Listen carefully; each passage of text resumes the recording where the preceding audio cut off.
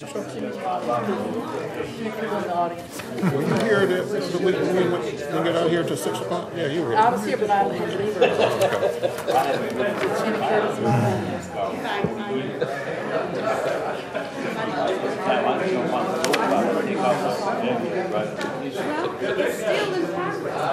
He had some high performance. Had him with 440 Magnum, had a Dodge with 440 Magnum, had Chevy Novas with the big 350 He had Plymouth Fuels. Those had 440. Well, I hate to break their little parties up. Yes, they did. They had a huge exhaust system on it. They say, you're going to sneak up on somebody? Sneak up and they go down the street and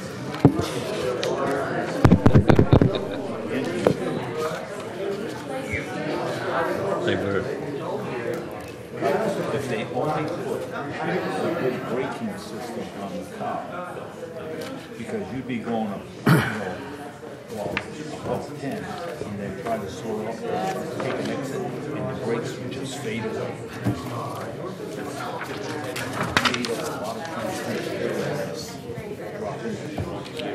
This meeting is about to begin. Oh no, it was this way.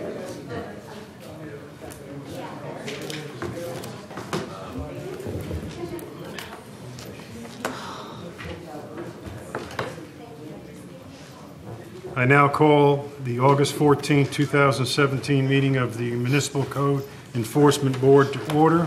If all would stand, we'll have a pledge of allegiance. I pledge allegiance to the flag of the United States of America and to the republic for which it stands, one nation, under God, indivisible, with liberty and justice for all. Thank you.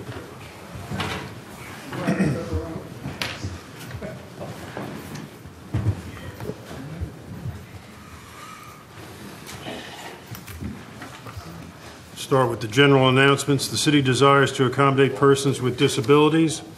Accordingly, any physically handicapped person pursuant to Chapter 286.26 of the Florida statutes should at least 48 hours prior to the meeting submit a written request to the chairperson that the physically handicapped person desires to attend the meeting, and accommodations will be made. Any person who decides to appeal any decision of the Code Enforcement Board with respect to any matter considered at this meeting may need a record of the proceedings, and for such purpose may need to ensure that a verbatim record of the proceedings is made, which record includes the testimony and evidence upon which the appeal is to be based.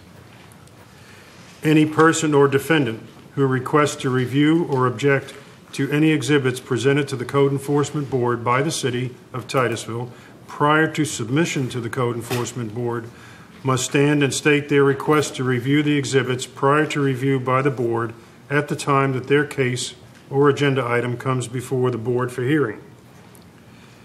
Any person found to be in violation of the City of Titusville Code of Ordinances and given a time frame in which to comply shall, upon compliance, be responsible for contacting the Code Enforcement Supervisor for an inspection to verify said compliance. The violation will not be considered to be in compliance until the Code Enforcement Supervisor is notified and verifies compliance.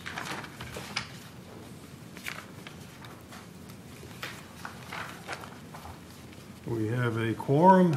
We've got 1, 2, 3, 7. Very good. Mr. Rogers, would you like to swear in the staff, please? Do you swear or affirm that the testimony you shall give before this board shall be the truth, the whole truth, and nothing but the truth? Yes. Thank you, sir. Who would like to make a motion regarding the minutes from the July 10th, 2017 meeting? So moved. Second. Motion by Pat, seconded by Joe. Any discussion? Roll call vote, please. Vice Chairman Bell? Yes. Member Richardson? Yes. Member Ozon? Yes. Member Beckles? Yes. Member Grant? Yes. Member Monis? Yes. Chairman Cunningham? Yes, motion carries. I guess we'll move into old business. How are you this Hello, nice day? doing well. Good afternoon, Board, Chairman. Good to see we have a nice full staff here. Thank you all for being here, and welcome to our latest new member here, Member Osan, who has joined us. And I'd like to start off today's old business with case number 16-89 for the property located at 503 Cheney Highway. This case was previously presented to this board and continued at the July 10th, 2017 board meeting to today's date, and the board has previously found violations to exist on this property and has ordered the defendant to bring the property into compliance on or before June 12th, 2017, and the costs have been reserved in the amount of $482.19. This is a case related to a permit that is required for the alterations that occurred on the property. The property was cited after alterations have occurred on the property. The staff at the city have requested and required that plans be submitted in order to move forward with the alterations on the property. Those plans were submitted on August 10th, 2017 through the owner's representative and engineer, Rodney Honeycutt. The site plan was submitted, as I said, last Thursday, and the fees were not presented with the application. They were received by the city staff this afternoon. Ms. Lapone is here as we were not sure whether this case would be heard or continued prior to our pre-board meeting this afternoon.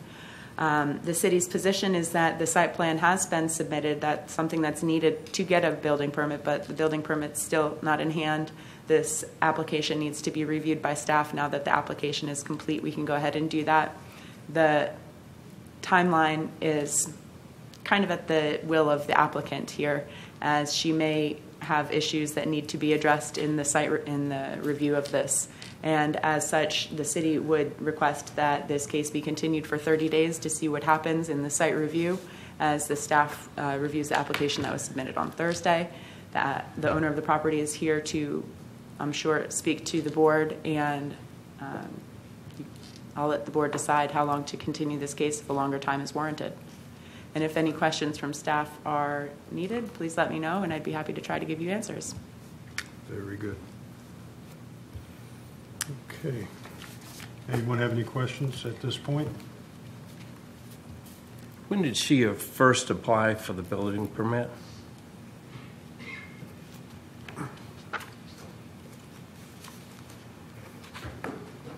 I can tell you when the case was opened. Let me see if I have that exact date for when the permit was created. I don't know if I have that.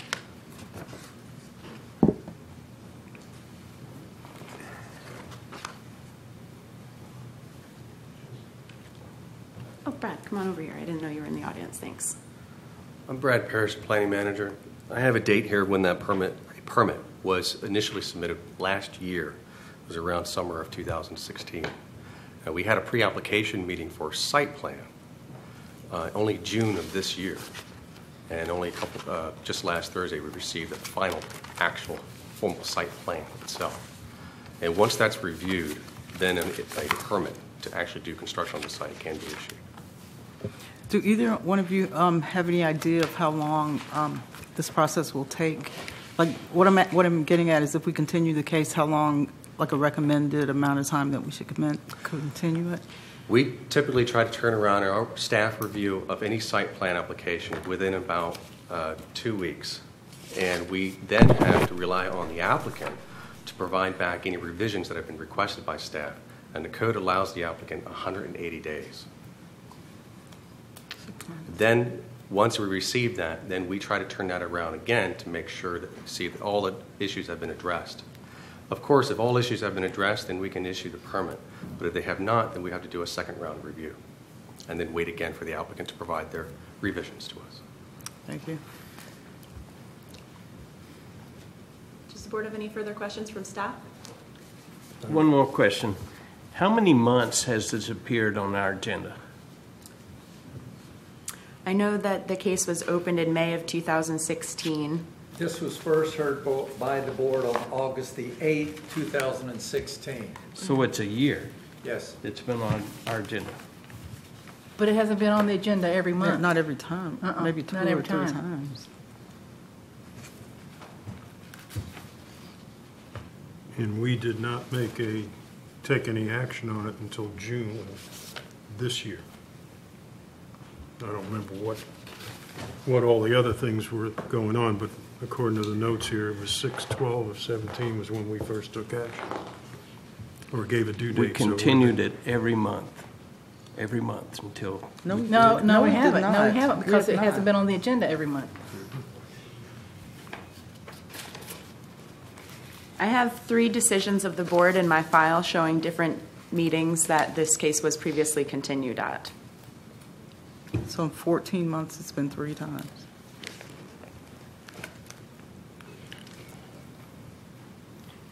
Any other questions of staff at this time? All right.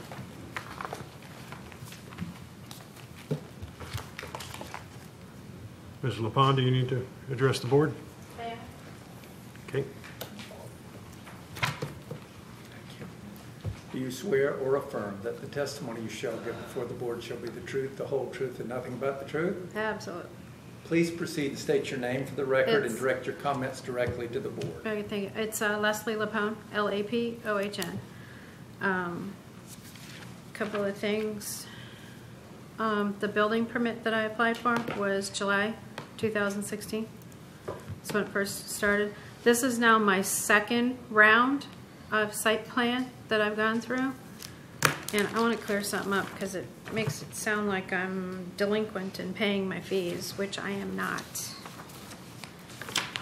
On the 10th, which was Thursday, let me go back. When we submitted our first round of site plans, I got a letter, I believe it was 2 pages long, with a list of things we had to go through. It's not easy. So we tried to do that. So we submit our first set of plans in. We were, I believe, in a 2-hour meeting. It was 2 hours, a little bit over. We were there. We then, takes time, got another set of comments back on that site plan. Then we have to review that, and then I need to come back, go back with Rodney, the engineer, come up with a second set of site plans. We finally submitted that second set of site plans, and I'm going to tell you, the requirements are ridiculous. Ridiculous.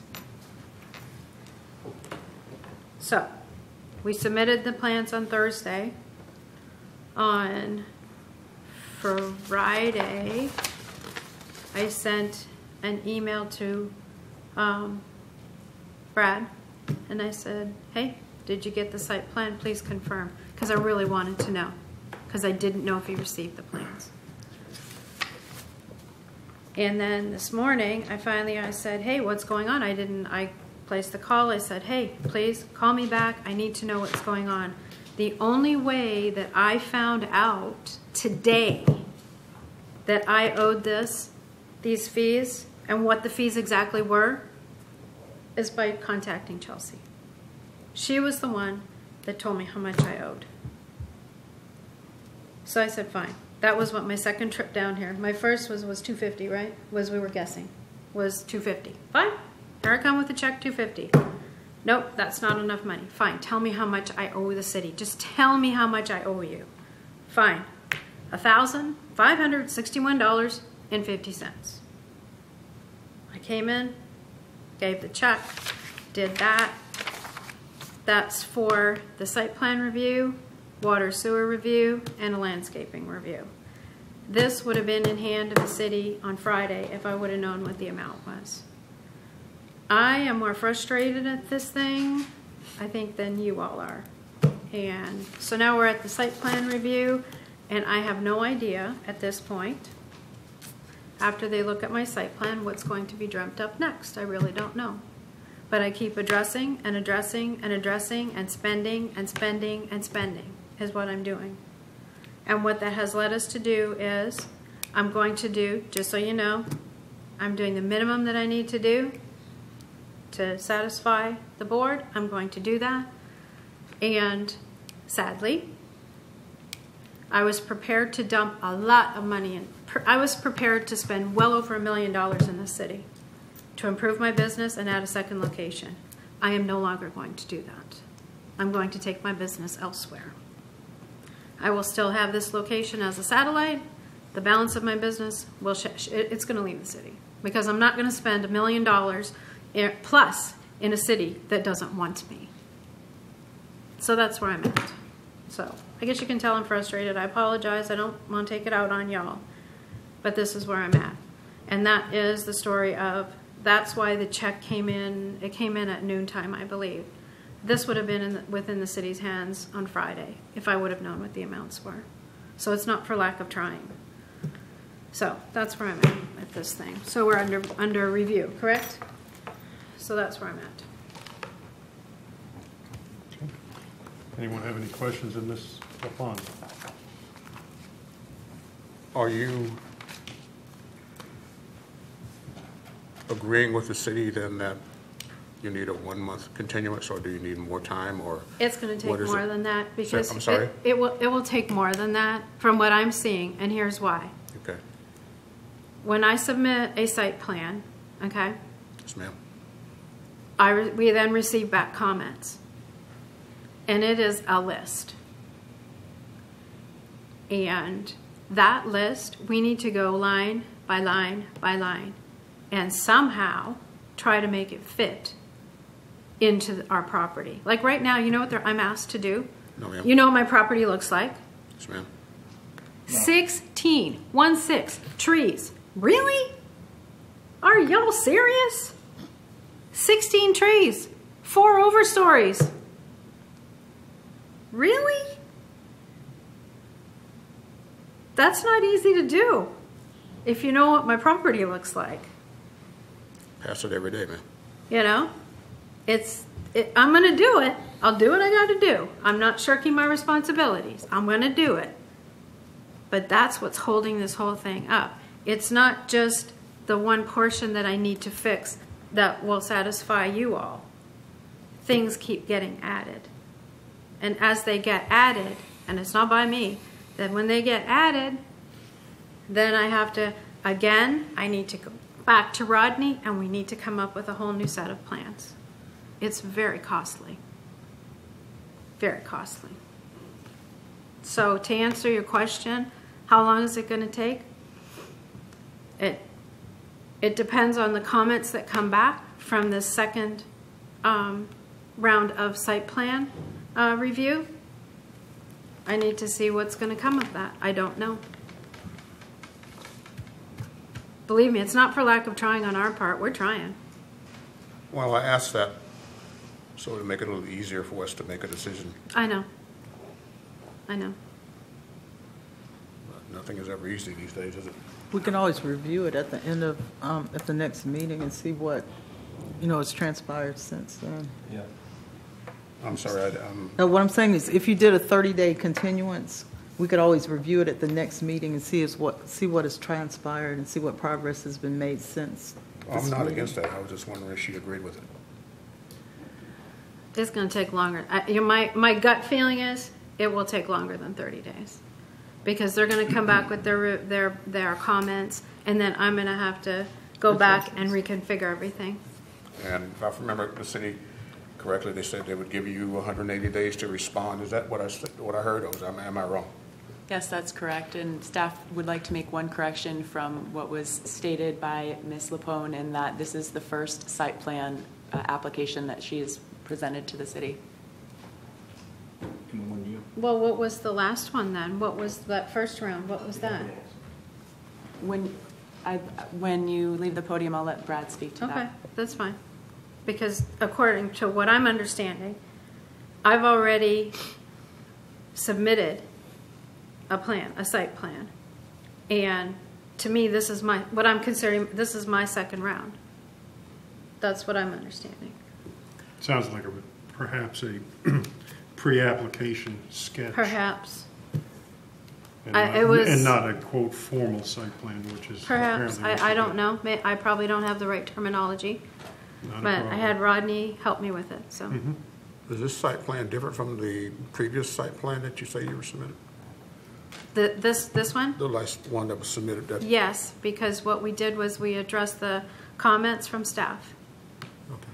which were quite extensive. All right. And approximately how big is this piece of property? It is, what is it? Is it 4.3? I think on the plan was 4.3. Do you have it?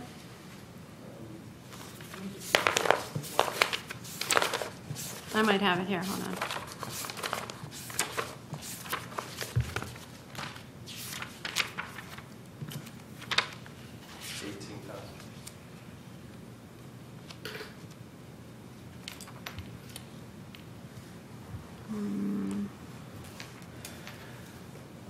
I don't have it here. Here, oh, sorry. Acres? Can I do it in acres? 0.41 on the plan, so 18,065. Slightly large house lot. Yeah.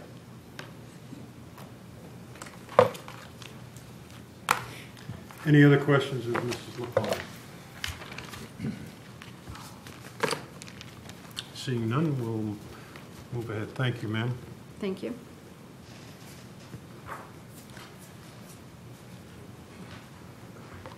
Brad, you join me? To clarify some points that were just made, could you please describe the process that Ms. LaPone went through prior to submission of her site plan and the 2-hour meeting that she mentioned? What was the purpose of that meeting? Could you answer those questions? Every site plan we require a pre-application meeting, and that's pretty much just asking the applicant to meet with us, the staff, informally. There is a fee for it. We ask the applicant to provide us, if possibly, a drawing or conceptual drawing of what they want to do, so we have an opportunity to run that by our staff with a few days before the actual meeting with the applicant or their engineer. Kind of give them an idea of the sections of the code that need to address and be aware of, and to give them some general listing of some comments that may need to come up or might come up during the actual formal site review. It is not an engineered level type of review. It's very informal and very superficial. After that, what we did with Ms. LaPone is we anticipated that there may be a need to do several reviews and revisions to this, because we've had several meetings with her in the past year. And we've tried to iterate and explain this process to her on several occasions. At that pre-application meeting, we provided a very extensive list of comments that we thought probably need to be addressed right up front so they're aware of. And that's what we did. Just this last week, we only finally received our formal site plan, engineered level review for us to conduct. And so once we complete that, then we have to leave it up to the applicant to provide revisions to that based on our comments and the requests that we make. Here are the parts of the code that need to be addressed. And then once we receive that, then we'll do another review to make sure all of our comments have been addressed. If everything's fine, then we go ahead and issue that permit and then start construction. And when an applicant goes through the pre-application meeting and process with staff, is there a timeline or a time frame that they're required to comply with?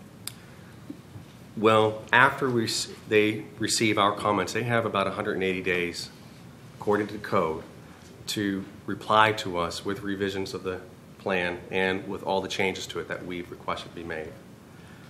The reason I ask this is because the owner met with staff in February 2017 for the pre-application meeting where she had initially... Let me correct you there. We met with staff, or we met with Ms. LaPone in December 2016. We provided comments at that time. It was not a formal pre-application meeting or any kind of pre-application meeting. It was just an informal discussion. And she came in with some conceptual ideas and drawings as well. We told her you need to submit a fee to us to go ahead and do the formal pre-application meeting so we can get some more substantive comments to you. Because what we were getting into was continual meetings, one starting in December, again in February, and then again in May, reiterating the same issues again over and over and trying to explain the same process 3 different occasions. That we need a formal application to us so that we can do a comprehensive review of all the issues on that property, as opposed to doing things piecemeal and having to get back to her and complete confusion every time we do this. So we've had several opportunities, or she's had several opportunities to meet with staff and hear what needs to be done. The reason I ask about the applicant's requirements for a timeline is because I don't believe that there's a requirement to continue with the process unless the applicant has a desire to continue to build or something like that. But in this case, the alteration occurred on the property prior to. So we were looking at permitting work that had already occurred on the site, which is a different process conceptually than you would if you're submitting a pre-application and a design of something that hasn't yet been put on the ground. So here in this case, the reason this case is before you at the Code Enforcement Board level is because the alterations to the property occurred before the site planning work has gone on. The site planning has been made more difficult by the alteration of the property already occurring, and trying to comply with the city standards is made more difficult by having already done those alterations. Trying to retroactively correct the site to conform to the city standards, yes, is admittedly difficult. And it may be time consuming, but the reason we're here before you today is because there's no permit for the work that has taken place on that property. And in order to come into compliance with the city's codes, we need to have a complete application that has been reviewed by staff, and I think that 30 days is a sufficient amount of time to review the application that has been discussed with the applicant over the past year and a half based on the work that occurred prior to coming before the code board. Okay. Any questions? Are you saying then that, I agree with it, so, but are you saying then that the site plan that was recently submitted was the only official site plan that has been submitted from Ms. Lacombe? Yes. Okay, thank you.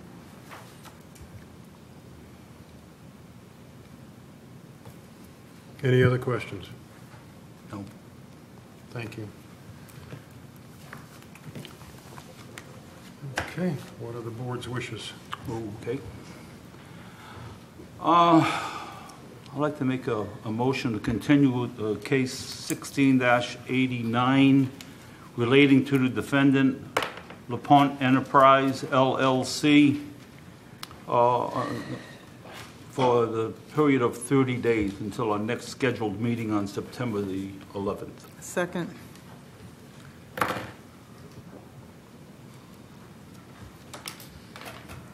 Motion has been made and seconded. Is there any discussion? Roll call vote, please. Member Richardson? Yes. Member Ozon? Yes. Member Beckles? Yes. Member Grant? Yes. Member Monis? Yes. Vice Chairman Bell? Yes. Chairman Cunningham? Yes, motion carries. Next case, please. The next case on your agenda, number 17-73, for the property located at 623 South De Leon Avenue. The city wishes to close this case due to compliance.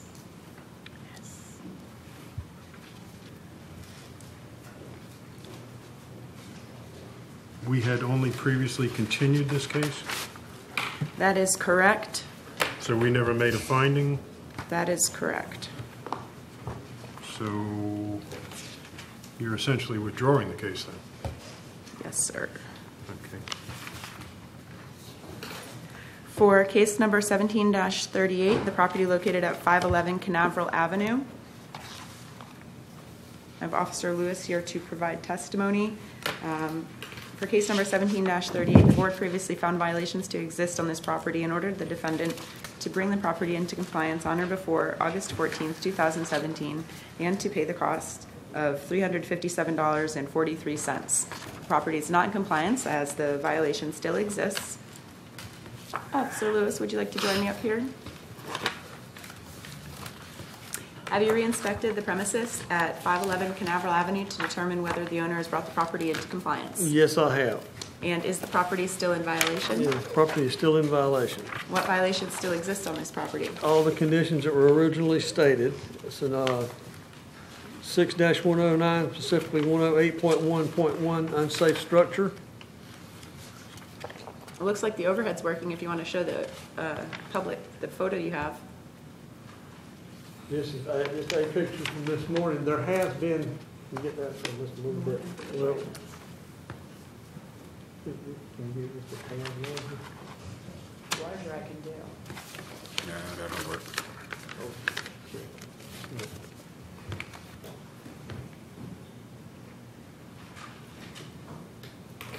The only changes to the property that I have noticed are two small, for lack of a better expression, rudimentary attempts to brace up the front porch some. At this corner, you'll see right here where the end of my pen is, there is a concrete masonry unit laid on the ground with some pieces of 2x4 up under it to brace that corner. And there's a couple of other blocks laid up under here. That's just blocks stacked up under. It's been jacked up. The blocks laid under, no footings or anything up under. Rest of the property is in about the same condition. It is clean and secure. I was out approximately 2 weeks ago. The owner was out cutting the grass, and he made some comment that he had applied for some money, but I've not heard anything else from him. So, And there's no application on file for a building permit to do any alterations to this property? No, there's not. Does the board have any questions? I'll submit this photo for your review. I take it that the previous photos that you had, the porch was lying on the ground or something, or? It was pretty close to it. Okay, all right. Was that the only reason why a violation was cited on this property? Oh, there was, originally there was problems with the front porch, with the back porch, the exterior walls, the deckings, the columns, the steps, the roofing material, electrical.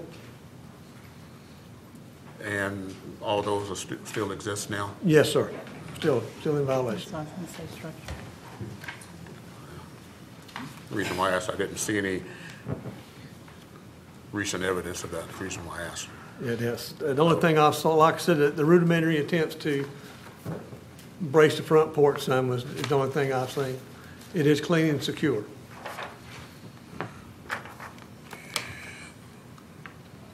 Oh, boy.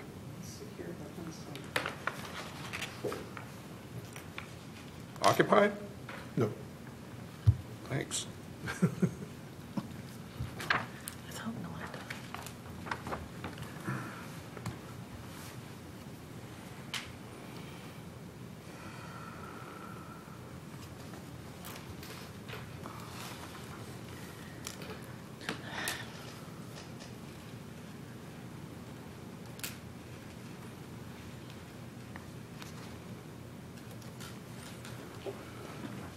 You think the owner is making an attempt?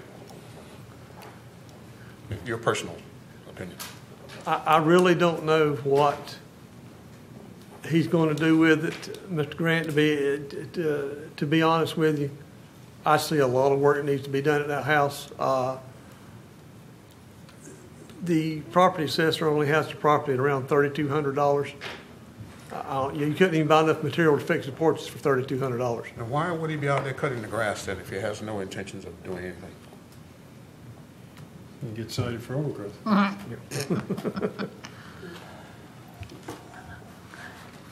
Keeps the varmints away from the neighbors. That's not funny. Actually, it's funny. You never know. That's the American way. interesting thing. It could be like the one we had a year ago where you had to cut the grass down before you could see that there was actually a house in there. We had a case like that, and until the city went out and did the cutting, they didn't even know a structure was in there. How long have we been looking at this property? We continued this case in April until July to allow the owner a couple of months because someone came in and said that to this board that they wanted a couple of months to do that. So this is the final hearing that you have unless you decide to continue this case today. So the only thing they've done since April is add a concrete block on the one end of the porch. And cut the grass. And cut the grass. The case was originally opened on January the 13th of this year, 2017. Well, overgrowth wasn't cited originally, though, was it? No, sir. No, okay. But the applicant was aware of having to apply for a building permit, right? Yes, sir. A little bit in his defense, he was incarcerated until around April, late April, early May. His uncle was going to try to help him, but I've not even seen him since.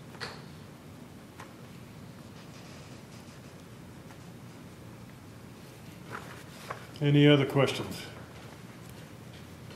Okay, this is our second hearing on it. What would you like to do?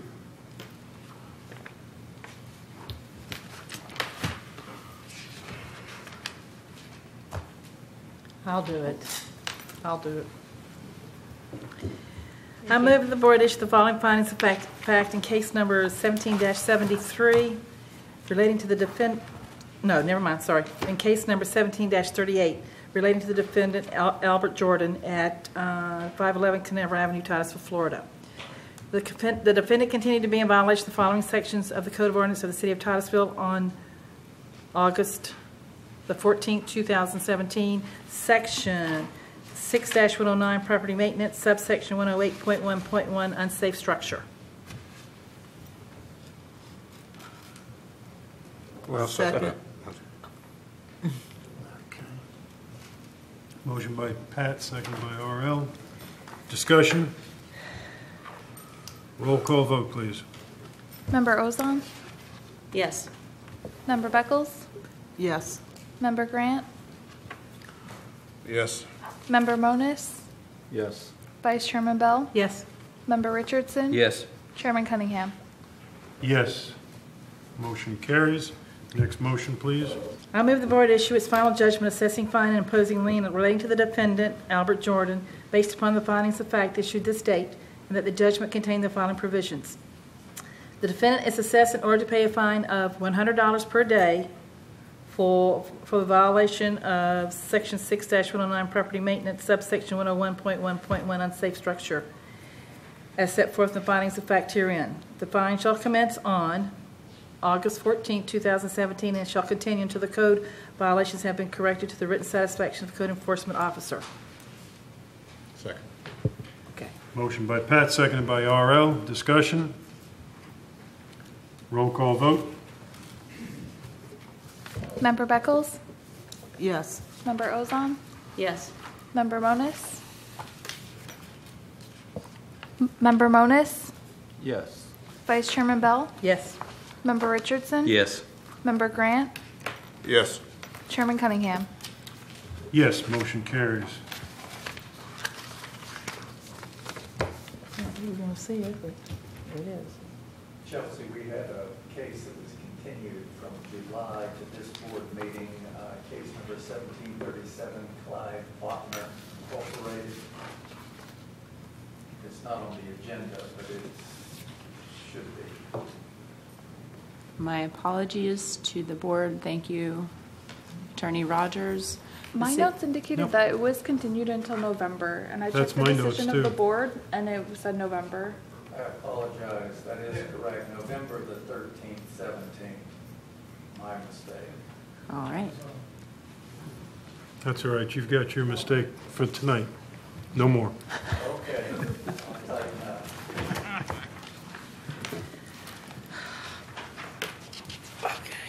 On page 3 of your agenda, the next case that's listed is number 17-108, and along with 17-109, these cases that are against the property located at tax ID 2205-926 on Riverside Drive. These cases are printed on your agenda for a status update, and they are continued until September 11th, 2017. No action is needed at this time. The update that I have for you today is that engineering has been submitted. The applicant hired Sid Shahab's firm to produce the required documents, and they were accepted by St. John's Water Management District, separate and apart from the city's application, which was also accepted on August 8th, 2017. I can let Code Enforcement Manager Glenn Tolson speak if he has anything else he'd like to add. If there's any questions that you all have regarding these two cases. No, that's basically where we are at. We're waiting now for final reviews of both entities. This was a case that we heard last month, first time, yeah. Yes. Across the street, okay. All right. Oh, yeah. Moving on to the next case, number 17-87, for the property located at 1350 Queen Street.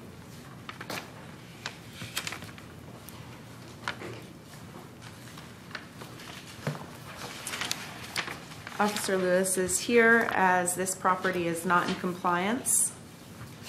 And the violations still exist. I'd like to invite Officer Lewis up to the podium. Officer Lewis, have you inspected the premises at 1350 Queen Street to determine whether the owner has brought the property into compliance? Yes, I have. And is the property still in violation? Still in violation. Can you please describe which violations still exist on this property? There is a multitude of violations on this property. 6-109, 302.7, accessory structures, 304.1, general exterior maintenance, 304.13, windows and skylight, 304.15, door disrepair, 304.6, exterior walls, 304.7, roofs and drainage, 305.1, general interior, 605.1, electrical equipment. Has there been any progress on the property? No. Does the board have any questions? Is this an unsafe structure? I mean, I see 108.1.1 wasn't cited, but with all the violations, it seems like this should have been an unsafe structure also. It's, well, at this point, it's secure. Okay. Is this a demo? Is this going to be a demo? Yes, ma'am. Would you like to show the photograph on the overhead, please? And this one, it's really grown up around the property. It's hard to even get close to it.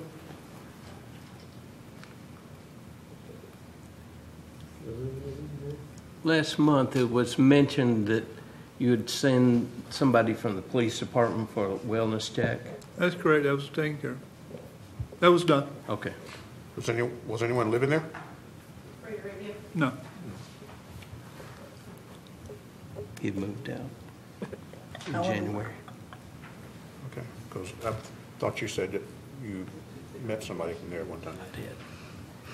Yeah, the city has no record of any kind of utility service there since 2011.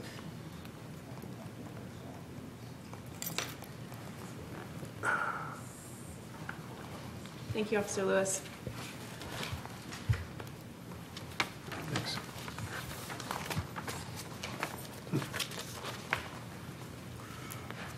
God, I hope no one lives there.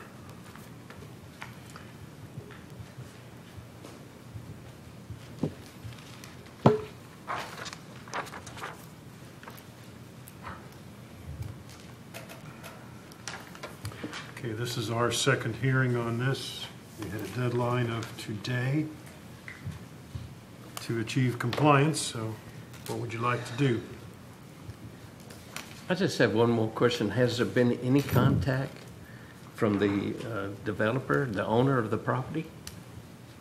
I know that I have not had any communication. Officer Lewis, have you had any communication with anyone on this property? No, I haven't had any contact whatsoever with anybody. Thank you.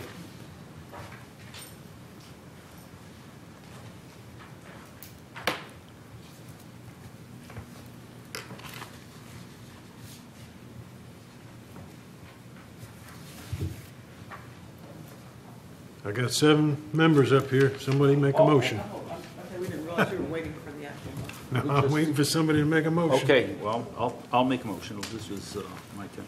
I move that the board issue the following finding of the fact in case number 17-87 relating to the defendant, what's that, Tarpon 5? Tarpon 4. 6, Tarpon 4. LLC. The defendant continued to be in violation of all sections of the Code of Ordinance of the City of Titusville on August the 14th, 2017, as previously determined by this board. Second. Motion by Ed, seconded by Gina. Any discussion? Roll call vote, please. Member Grant? Yes. Member Monis? Yes. Vice Chairman Bell? Yes. Member Richardson? Yes. Member Ozon? Yes. Member Beckles? Yes. Chairman Cunningham? Yes, motion carries. Next motion, please, Ed. I move that the board issue its final judgment assessing fines and imposing liens relating to the defendant, Tarpon 4 LLC, based upon the finding of the fact issued this date, and that the judgment contained the following provisions. The defendant is assessed in order to pay $100 per day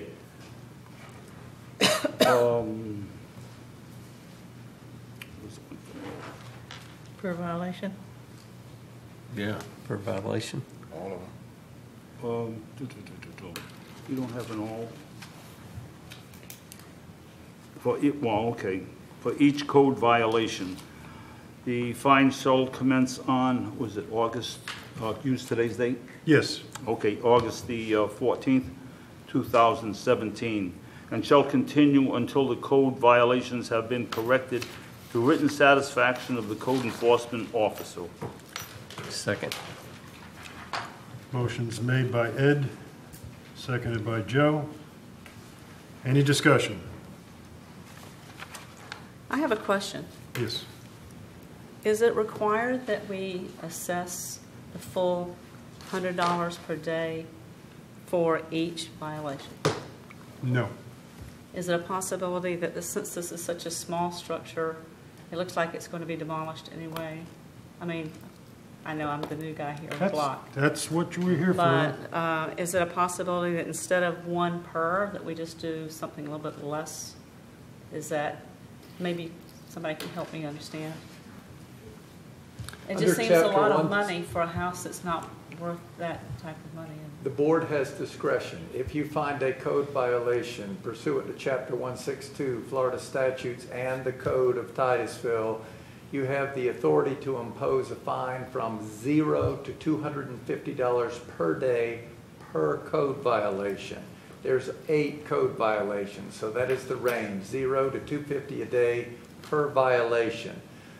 Your motivation is to achieve code compliance. The statute is very clear throughout. It's not to be punitive as the primary reason, but to encourage code compliance. But the defendant has already been noticed lawfully, although it doesn't appear they signed for anything. They have received proper notice. This is their second notice hearing to be heard, and they're not here to be heard. So the board must do what the board deems appropriate to achieve code compliance. The board always retains discretion to review its decisions if further information comes forward to the board that warrants a mitigation or reduction in the fine previously imposed. But it's the law, it's the board's prerogative. Thank you. And that's why we encourage each board member to basically to vote their conscience and figure out whether they are comfortable with a particular motion. And this board does not always vote together because we're each individuals. To some degree, I echo what your comments are personally. What ran through my mind is that if we pass this motion, it'll exceed the tax value in about a week. Right, exactly. And I really don't feel that that's going to really accomplish much of anything. Glenn, you got something? I do, sir. You do need to add something? I do, sir. However, you must also consider the fact that while we've had no contact as to date, we probably still won't, and we will still be required to maintain that property at a cost to the taxpayer. So while it may seem large to y'all, however, it is not. Because we're going to have to be the one mowing it. We're going to have to be the one that keeping it boarded up until that compliance is achieved. A fine such as that, once it hits the property owner, may encourage them to proceed quicker. But also, if the put a lien against it, if that property is sold or whatever, then the city would get that money back, correct? The city has the ability to do a couple of different things. My office is authorized to settle and negotiate the code enforcement liens after they're turned over to my office.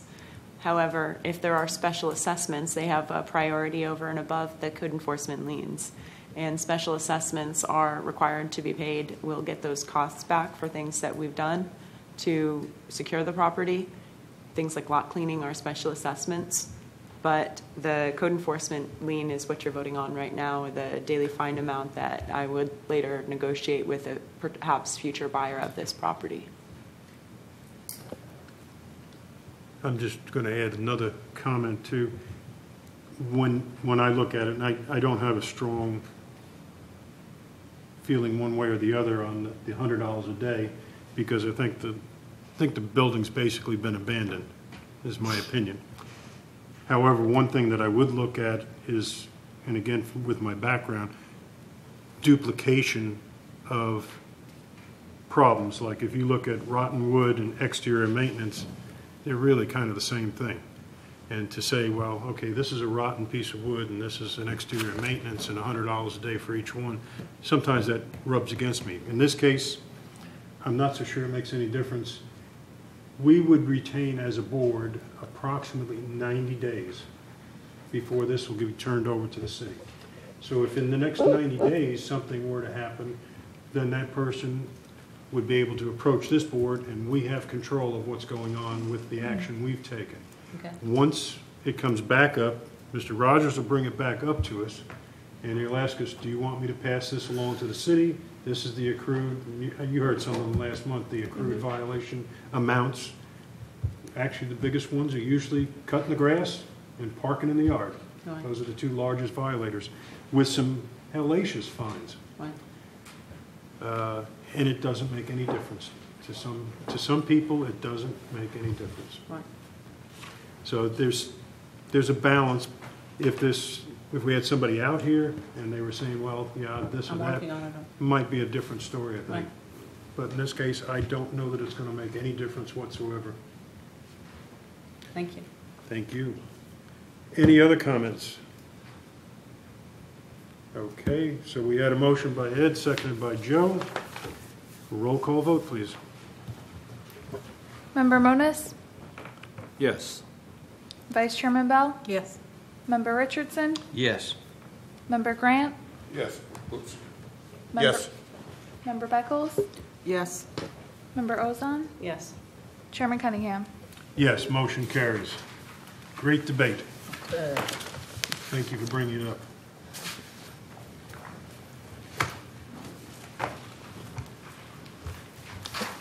Oh, this can't be. We're moving into new business by 3 o'clock? How'd that happen? She's good. And Carrie's here today. I mean, I don't know. It's going to start to slow down now, I guess. Okay, guys. Moving into new business, case number 17-125, for the property located at 4261 South Hopkins Ave. City would request to continue this case for 1 month. You're So working moved. with the owner? I'm not, but other staff officials are. Same thing. Why did you say? Yes, the city staff was working with the owner to obtain compliance. Get the so moved. Second. Motion by Ed, seconded by Pat. Yep. Any discussion? Roll call vote, please. Vice Chairman Bell, Yes. Member Richardson, Yes. Member Ozon, Yes. Member Beckles, Yes. Yes. Member Grant, Yes. Member Moniz, Yes. Chairman Cunningham. Yes. My Next. hesitation was I almost felt like I was so powerful, I was just going to say, just continue it. Case number 17-111 is for the property located at 4445 Browning Ave. The city wishes to withdraw this case due to compliance. Okay. For case number 17-113, the property located at 2459 Cheney Highway, Unit 3. Again, the city wishes to withdraw this case due to compliance. You're on a roll. Keep going. Case number 17-114 for the property located at 2459 Cheney Highway, Unit 87. The city wishes to withdraw this case as it's in compliance.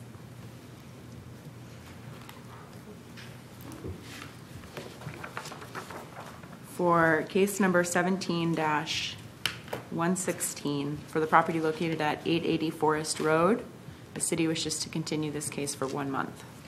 So moved. Second. Motion by Ed, seconded by Joe. Any discussion? Why is it being continued?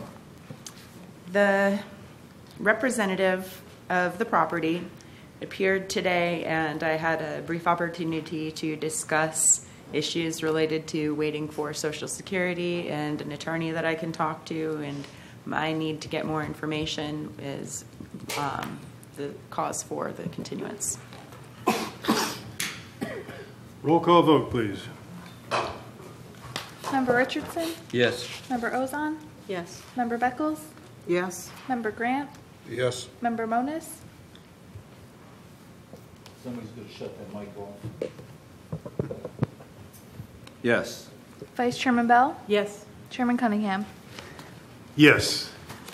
Cinder, if I can point out, you'll need to turn your mic on and off as you want to use it.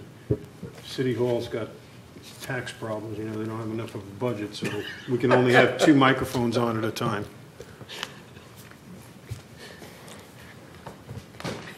That's probably the truth. I don't know what goes on, but as of this year, we can't operate with 8 mics. Oh, look at that. We got that little. I have to keep mine on so I can keep you out of trouble.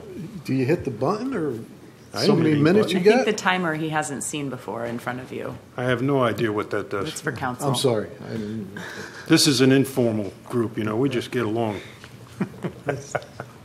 We- We're down to case number 17-117. I have Officer Crisco here to provide some testimony. I also have Carrie here for this case. This is a violation of subsection 102.2, occupied with no active water source. Officer Crisco, did you have an opportunity to inspect the premises at 920 Kenilworth Court to verify if the property is vacant or occupied? Yes, the original inspection was done on June 6th. And did you provide notice of the violation to the owner of record by first class and certified mail, as well as posting the same on the property and at City Hall? Yes, I did. Do you have the proof of mailing and an affidavit attesting to the notice? Yes. Please submit the proof of mailing and affidavit as to notice into evidence as exhibit number 1.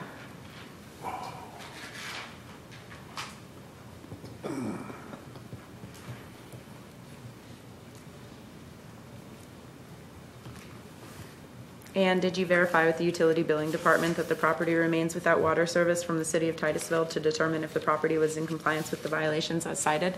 Yes, we received an email last week that it was still in violation.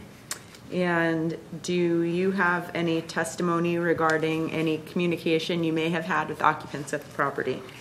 Originally, on the original inspection on June 6th, there's a couple of gentlemen sitting in lawn chairs in the front. One identified himself as the deceased owner's son, and I did ask him if he lived there, and he goes, yeah. And I've been back a couple of times. The last one was July 6th. I returned and spoke with him again, and he said the bill was paid. That's why I might keep coming here, but the bill was not paid, and here we are. Based upon your inspections, did you file a complaint? Yes. Did you issue a copy of the complaint and a notice of this hearing to the owner of record by first-class certified mail, posting the same on the property and at City Hall? Yes, I did. Do you have an affidavit as to this notice? Yes. Please place the proof of notice and affidavit into evidence as exhibit number 2.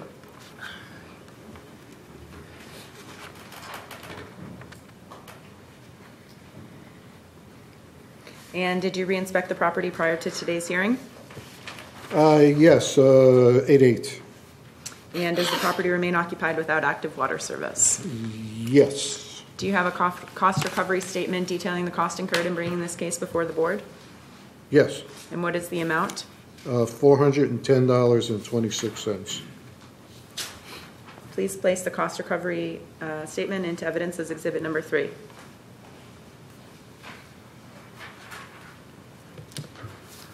I'd like to invite Ms. Carrie Beatty up to provide additional testimony for the city.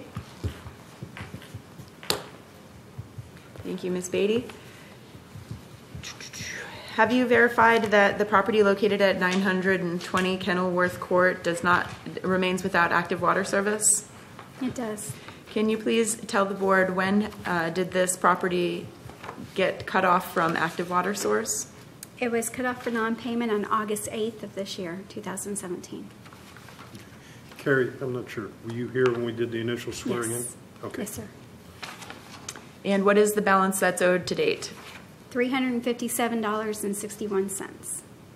Does the board have any questions for the city?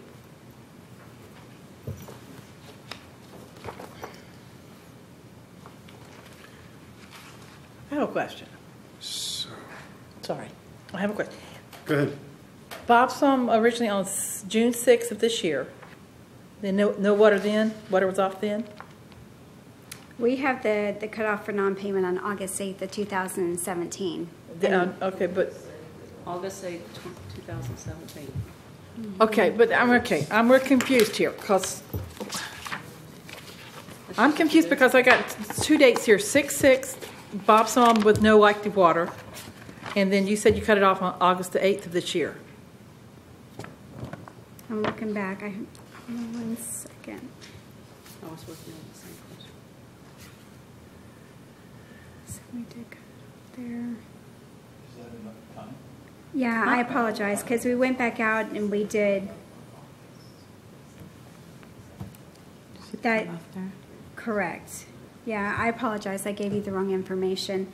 It was cut off back in April of 2017. Okay. And we went back out and we did a recheck off and lock and we found meter tampering.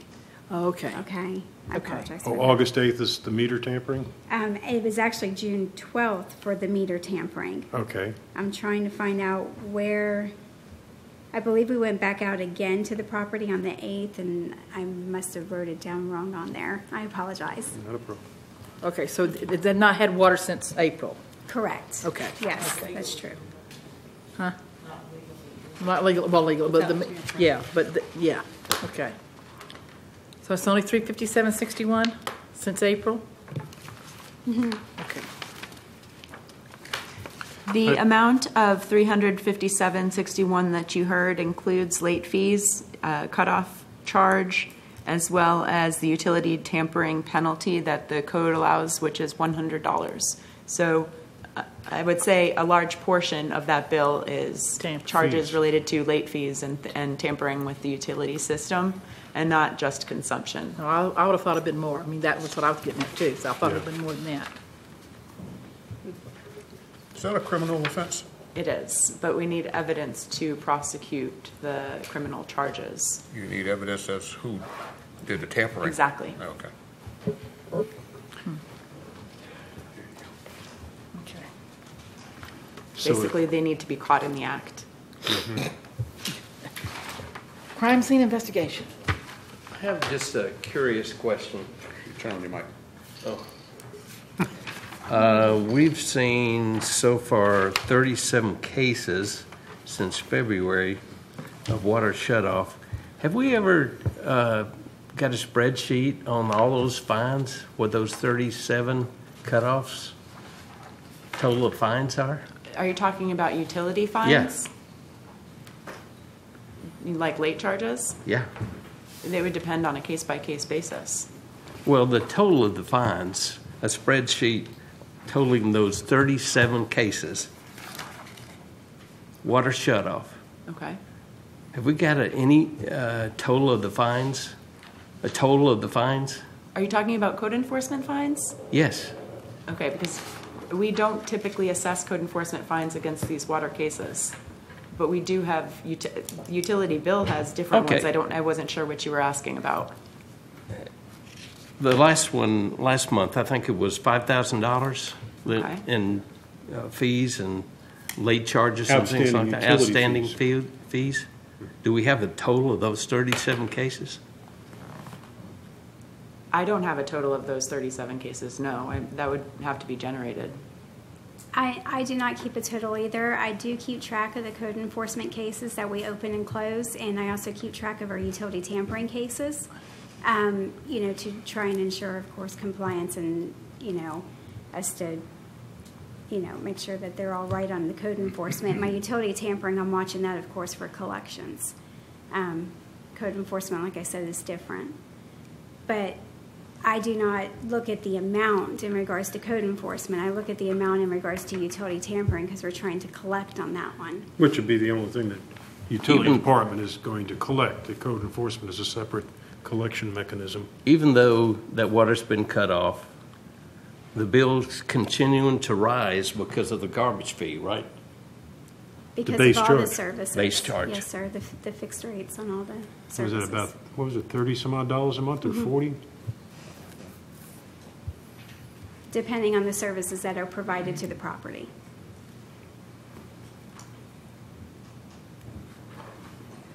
And we started the case out saying that the actual owner of the property is deceased, That's correct. both parties? That's correct.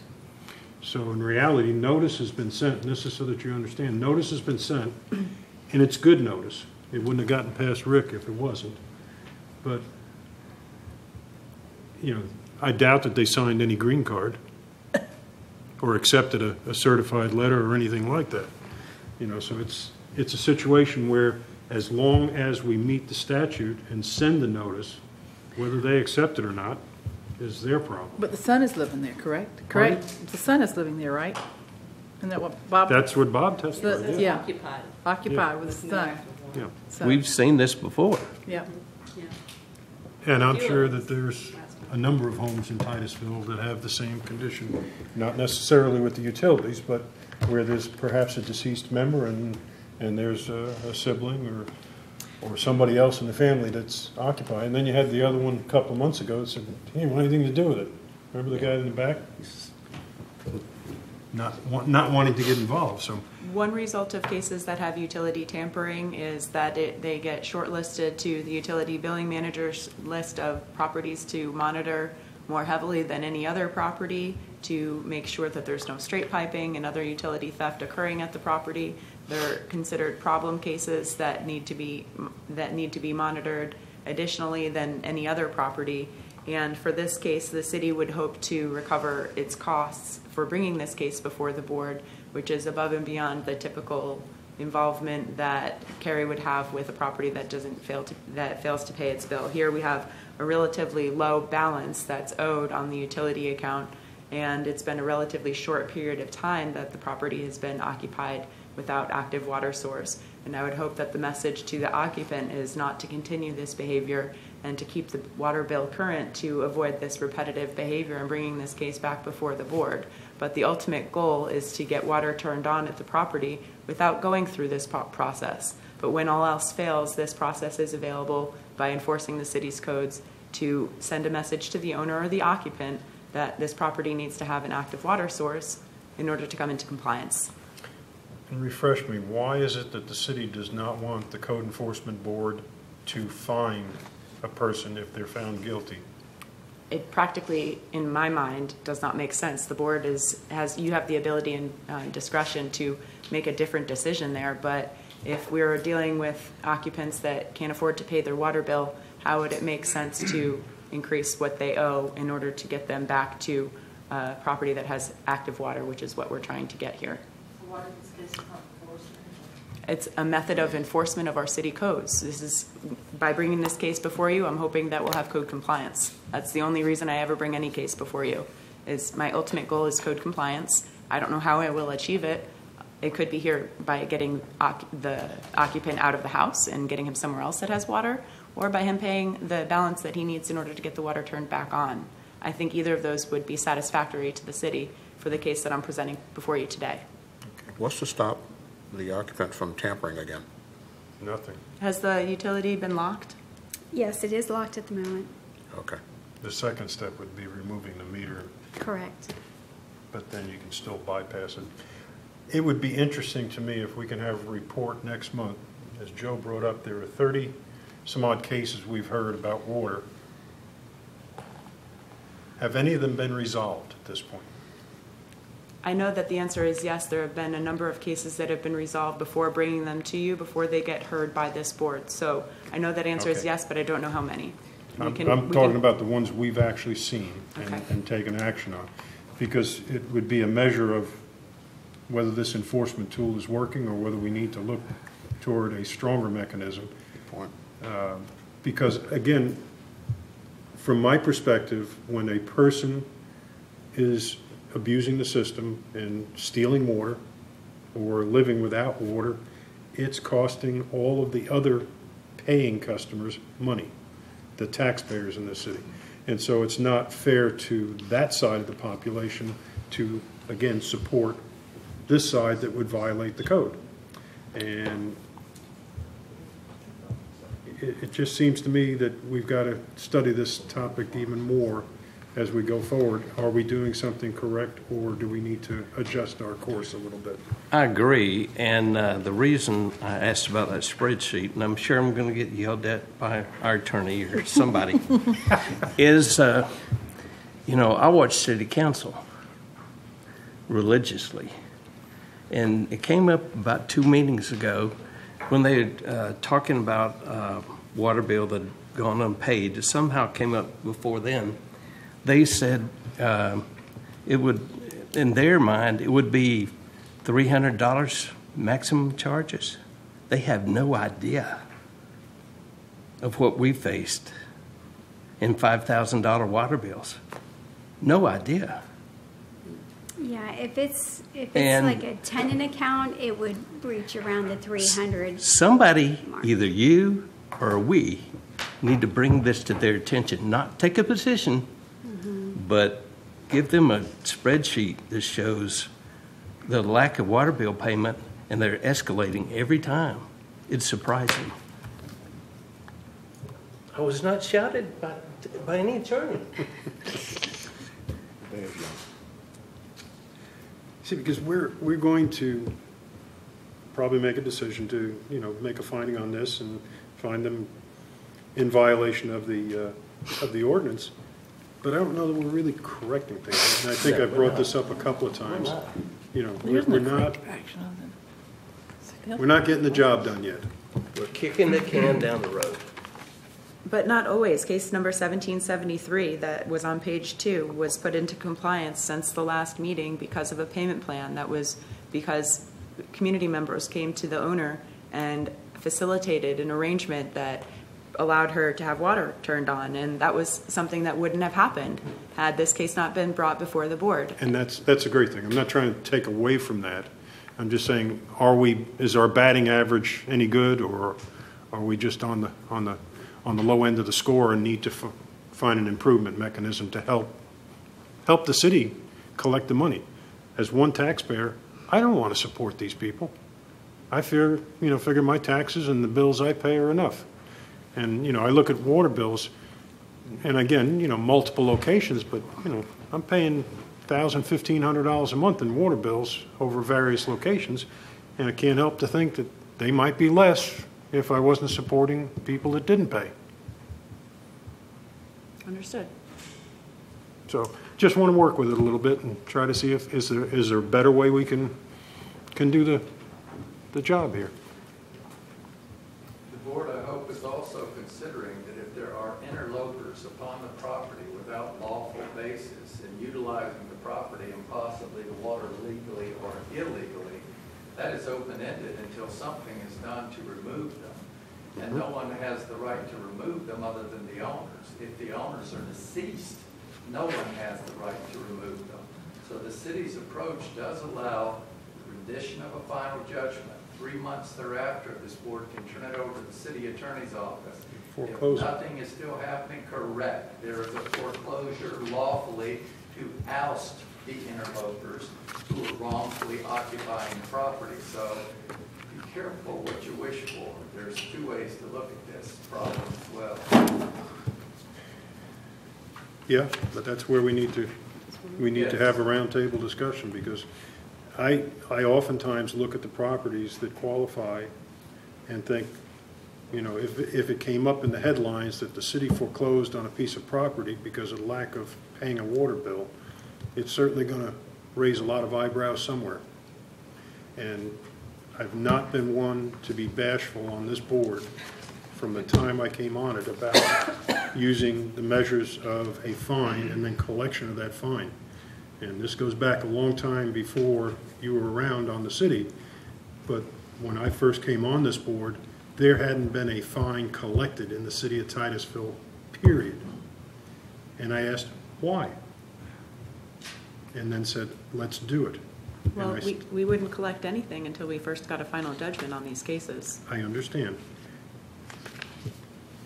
I think there are people that don't understand what to do without a good slap. And I know we're not intending to be punitive, but sometimes that's the necessary mechanism to get them to comply. By all means, this may be the case that a fine is appropriate. But other cases where the fine amount, where the base water charge is so high and the owner clearly just does not have the means to pay that amount in order to get the water turned on and they're living there, that's been If that some of person those came in and cases. sat across from me and pleaded their case, that would be a different story. But when nobody appears after proper notice is given, that puts a different complexion on the case, in my opinion. So I look for people that are being affected by it to be here. And if they don't have enough care to be here, then I really don't care too much about And I them. totally appreciate this discussion, and we have another month to think about that for this case, at least, to decide where we want to go with this, and I'm happy to continue to discuss that. Very good. I appreciate it. I think we need to take a look at the entire process. It's not up to us, it'd be council to take a look at the process and determine how the city shall inform the people that are living there. I'd say 50% of the cases are where the person has died and another person is living inside the premises. And that's Yeah, well, they may not be squatters. They may be relatives. That's still a squatter. That's still a squatter. Not in my definition. But, They don't own, they don't own the property. If they don't own it and they don't have a legal right to possess it, then they're a squatter. And we need to take and get into a very good discussion on this, and hopefully next month's meeting will be I agree. of a length that we have the time to, at the end of the meeting, to just talk about it and formulate something of a plan, perhaps. I agree, council can make changes in their discretion to what we do, but in the meantime, this board can come up with a consensus of how we're going to deal with these types of cases and more or less get us on at least a keel moving forward that will help. And I go back to my question I asked 30 minutes ago, however long it was. Let's have a spreadsheet of all the fines and the uncollected on just this 37 cases that we've dealt with recently. And just to clarify, you're talking about code enforcement fines? Any fine. So you're What talking it would about cost. late fees that are $25 or $5 per account? And there's a long history that would go into These the research. 37 cases. Okay. And for example, the one that had a $5,000 debt would be going back to research since approximately 2011. Yeah. Just a simple spreadsheet. Okay. All right, so the one we have at hand, are there any more questions or discussions about case number, 17-117?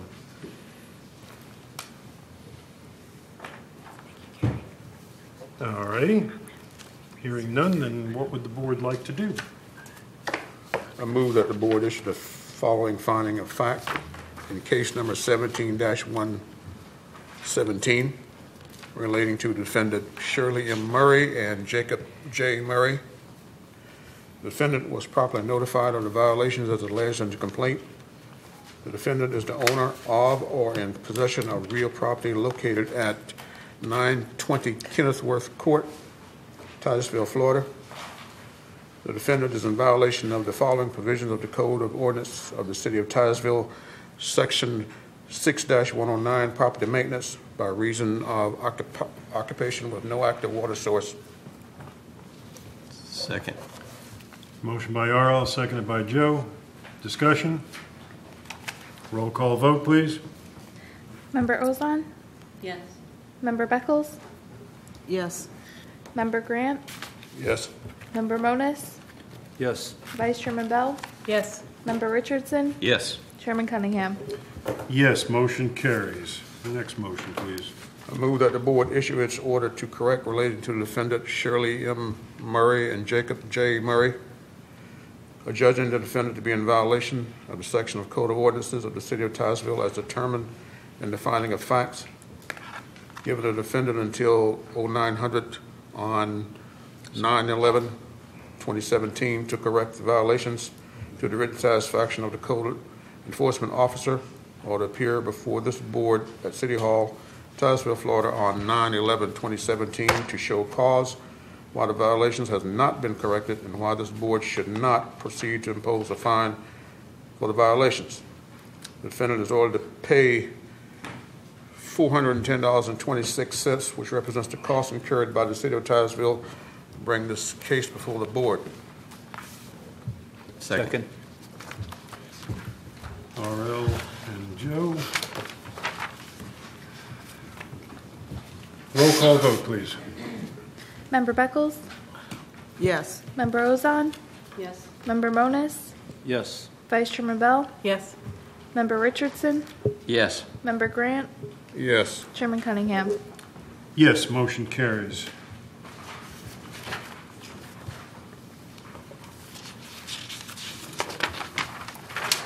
The next case on your agenda, number 17-118, for the property located at 527 Rock Pit Road. The city wishes to continue this case for 1 month.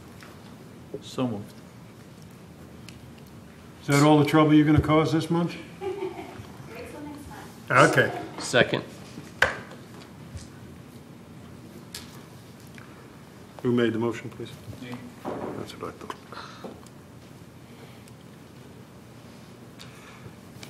Motion by Ed, seconded by Joe to continue case 17-118 till next month. Roll call vote, please. Member Grant? Yes. Member Monis? Yes. Vice Chairman Bell? Yes. Member Richardson? Yes. Member Ozon? Yes. Member Beckles? Yes. Chairman Cunningham? Yes, motion carries. Next case, please. The next case on your agenda is number 17-119 for the property located at 1700 Gale Ave. The city wishes to withdraw this case due to compliance. The next case is number 17-120 for the property located at 805 Gilbert Street. I'd like to invite Officer Hutchings to provide some testimony for the board. Afternoon, Board. Good afternoon. How are you, sir? I'm doing well, thank you. Hopefully this is a little bit more cut and dry than what we had to deal with. Officer Hutchings, did you have an opportunity to inspect the premises at 805 Gilbert Street? I did. And when did you first inspect? First inspection was on June 2nd of 2017. Did you find this property in violation of the Titusville Code of Ordinances? I did. What was the nature of the violation? 1223 and 1326, overgrowth and debris. Did you provide notice of these violations to the owner of record by first class and certified mail, as well as posting the same on the property and at City Hall? I did. Do you have an affidavit as to this notice? I did. Can you please submit the proof of mailing and affidavit attesting to the notice into evidence as exhibit number 1? Nope, just that.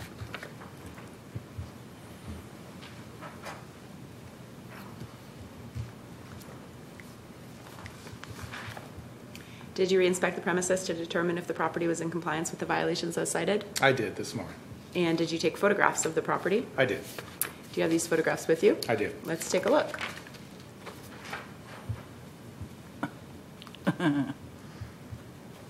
Like the yardstick. They'll be a little clearer when you can actually. I like get the your eyes on yardstick, them. yeah. That way there's no question. What do these photographs depict? This particular one is depicting the overgrowth being outside of the 12-inch limit. And this, and again, you'll probably be able to see a little bit better once you get in hand, of the debris that's also on the property. Thank you. Just 2 photos? Yes. Please submit the photographs for evidence as exhibit number 2. Is this a vacant lot or did? Yes, sir. Okay.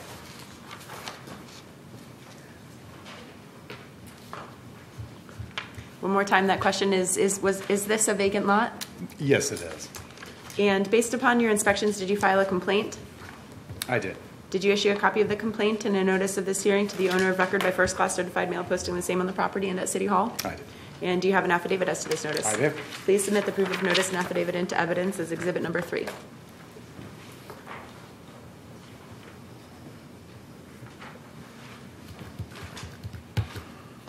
And as of this morning's inspection, do the violations still exist? They do. And do you have a cost recovery statement detailing the cost incurred in bringing this case before the board? I do. $339.82. Thank you. Can you please submit the cost recovery statement into evidence as exhibit number 4?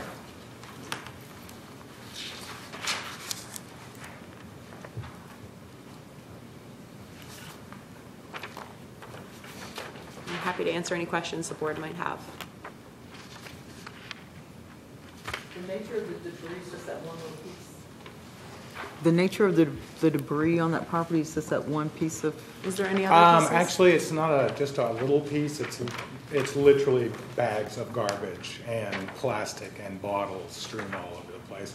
The photos themselves don't do it justice. It's a little tough to get on scale. I had it zoomed out as much as I possibly could. And it's not just a very small amount. It's quite a good size. It's like somebody's throwing their trash out there. Unfortunately, yes. It appears to be household. It's hard to see just with that one picture what that is even showing there. Well, with the overgrowth as well. Well, yeah, the overgrowth is Yeah. obvious, yeah, but the junk. No, I mean the overgrowth is hiding some of the trash as well. Okay. Have you had any communication with the owner or representative of this property? I have not. I have a question. Yes, sir. When you measure overgrowth, do you actually take a yardstick and? That's my little measuring tape. That way there's no question if in fact I have to present it. Okay. And then it's just for recordation purposes.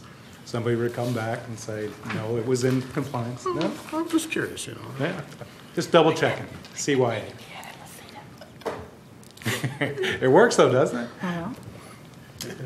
Doesn't leave any question. There you go. Machines don't lie. You know? Excuse me. Sir. Is this a house lot size or a very large field or? I would have to actually go back and look at the pictometry to determine whether or not it's wide enough for a house. That particular lot, I don't believe so. But I could get back with you on that. Has the police been notified on that trash? Because it is possible that if you said that with bags of trash. Yes, sir. Unfortunately, you have to pick through the bag of trash, but you can come up with an address or something that's on a piece of paper, and those people are responsible for picking that trash up. This happened in my neighborhood where I notified the Titusville police, and they came to the scene, and they got the address out of some of the trash that was there, and the people came from Merritt Island to pick up the trash. You're kidding. Unfortunately, it's been sitting out for quite some time. I don't know the condition of it. What my fear would be is the minute you start opening it up, the bag itself would just simply disintegrate. And then you'd end up with it all over the place. Probably been there for a while. For the better part of obviously going into 2 months. Officer Crisco's the expert picking that trash. Yes. I was thinking Crisco about would be the man to go seeking over his there and pick advice through on the trash. his investigative skills. Yes, sir. You weren't paying attention. You lost. You lose. You lose, yeah. Go back to your Googles.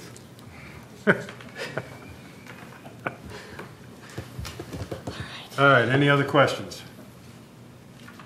Who would like to make a motion on this one? I'd like to. I'll try. Go for it. Turn on That my sounds machine great. now. Huh? You do. Yes. Yeah, you're, That's first that's reading. fine, Sandra. Okay, so I move that the board issue the following finding of fact in case number 17-120 relating to the defendant Frank Toma and Therese Toma. The defendant was properly notified of the violation as alleged in the complaint. The defendant is the owner of or in possession of the real property located at 805 Gilbert Street, Titusville. The defendant is in violation of the following provisions of the Code of Ordinances of the City of Titusville.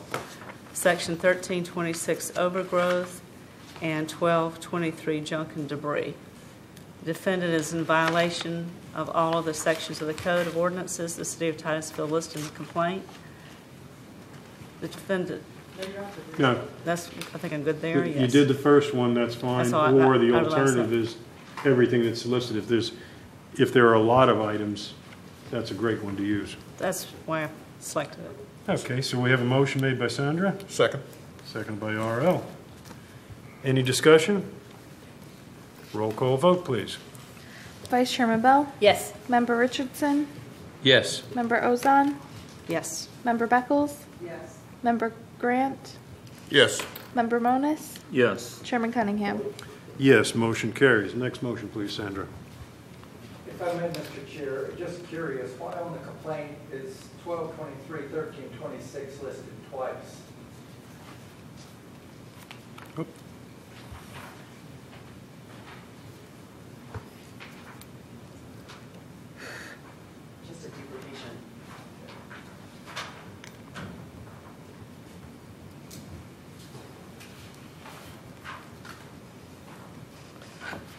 Okay. Now, do I do this?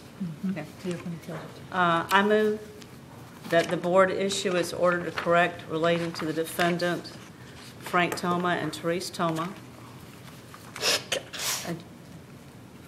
Stop me if I'm incorrect. A judge and the defendant to be in violation of a section of the Code of Ordinances of the City of Titusville is determined in finding of fact. Given the defendant until noon. 9 a.m. 9 a.m. We've I'm sorry. adjusted that to 9 Okay. a.m. for all. September. Yes. The next Okay. board meeting. Okay. Right. Got it. 9 a.m. on September 14th. No, whatever the next. Be the 11th. 11th, okay, September 11th. Oh, that's right, it is September 11th, 2017, to correct the violation to the written satisfaction of the Code Enforcement Officer or to appear before this board at City Hall, Titusville, Florida, on September 11th, 2017, to show cause why the violation has not been corrected and why this board should not proceed to impose a fine for the violation. Second. Wait a second. You need to do item 3 also, make that This determination. one or this one? This one. All right. The board reserves Jurisdiction. jurisdiction to determine the cost incurred by the city of Titusville. Second. Okay, we have Sandra, seconded by Joe. Yes, thank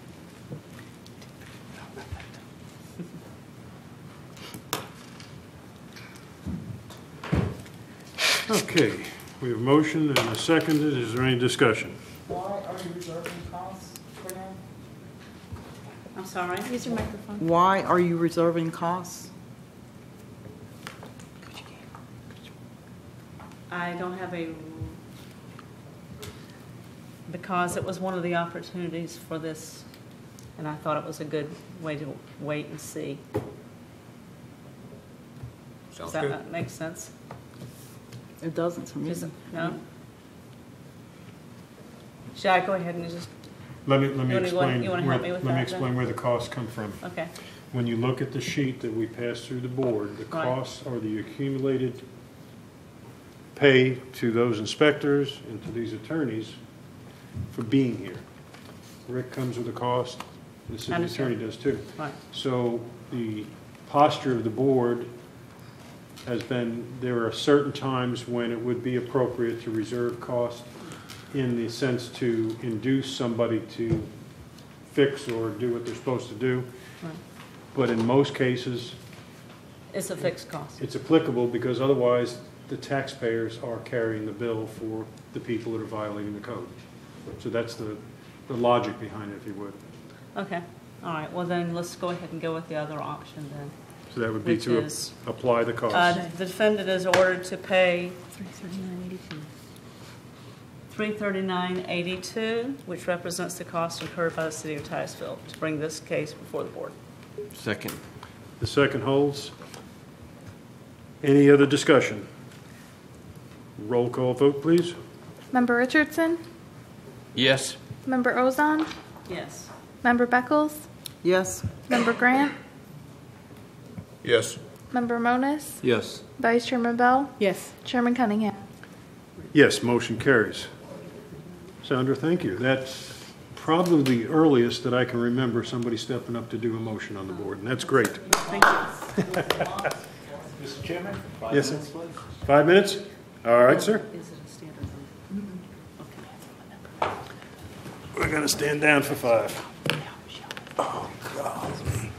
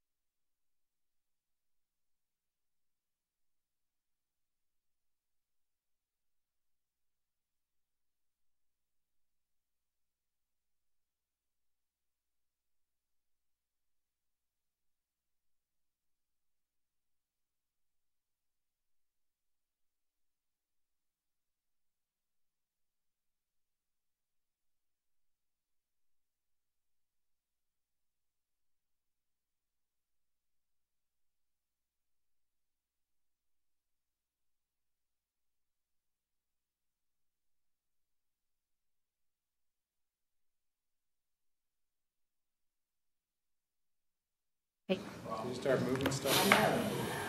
Give you a new name. Watch out, you might be actually That's scary. Oh, right. At least I mean, like what Frank or something. We're all back, and you have our absolute attention. Thank you. Thank you. That's a whole gender.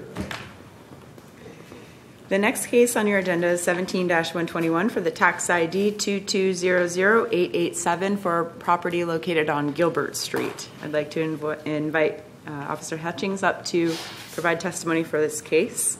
Officer Hutchings, did you have an opportunity to inspect the premise at this tax ID on Gilbert Street? I did. When was your initial inspection? Initial inspection was June 2nd, 2017. Did you find this property in violation of the Titusville Code of Ordinances? I did. What was the nature of the violation? Again, 1326 and 1223 with debris and overgrowth. Did you provide notice of the violations to the owner of record by first class and certified mail, as well as posting the same on the property and at City Hall? I did. And do you have the proof of mailing and an affidavit attesting to the notice? I do. Please submit the proof of mailing and affidavit as to notice into evidence as Exhibit Number 1.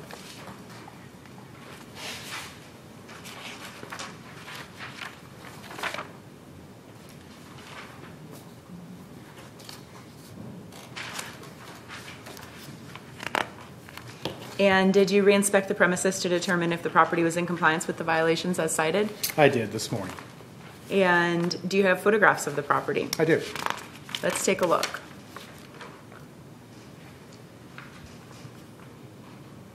The sheet of paper that's just to the right there, that was the initial posting. Of course, we have to go just like the original NOV.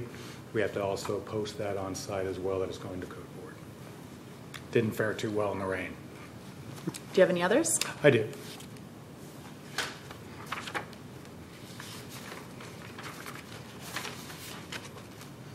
It's another shot of more overgrowth, and you can somewhat see the debris. Might be a little easier once you can get it in hand. What kind of debris do you see in there? Bottles, paper, typical. And yet another with the debris and some overgrowth. This one's actually showing yard waste as well. So we're getting a little different. 3 photographs total? Yes. Please submit the photographs into evidence as Exhibit Number 2. Is this another empty lot? Yes, sir. Okay, thank you. Maybe the city ought to buy you a drone. A helicopter, we'll cut to the chase. No. Yeah, too many of them seem to be coming down the hard way. And based upon your inspections, did you file a complaint? I did. Did you issue a copy of the complaint and a notice of this hearing to the owner of record by first class certified mail, posting the same on the property and at City Hall? I did. Do you have an affidavit as to this notice? I do. Please place the proof of notice and affidavit into evidence as Exhibit Number 3.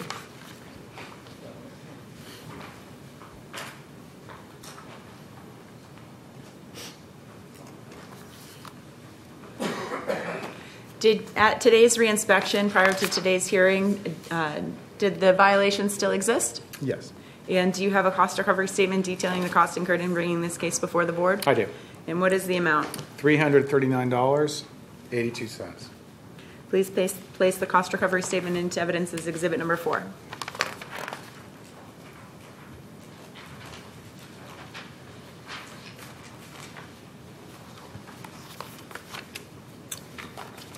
We'd be happy to answer any questions the board might have. Is this a developable lot? Again, I would probably have to get back with you to look on pictometry to determine whether or not there is in fact enough frontage. Okay. Have you had any communication with the owner of this property? I have not. No. No, sir. I'm almost assuming that it may be a situation where the owner is no longer. It appears to be that way. Yeah.